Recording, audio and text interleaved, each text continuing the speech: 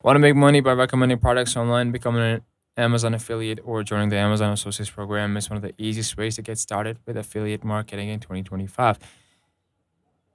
Here's how to sign up and start earning. First, go to affiliate program, Amazon.com, click sign up, and log in with your existing Amazon account. If you don't have one, you'll need to create it first.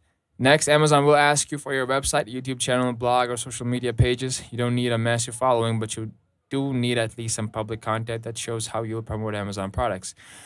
Then fill in your account details, choose your niche, and describe how you plan to drive traffic, whether that's through SEO, videos, email marketing, or social platforms like TikTok.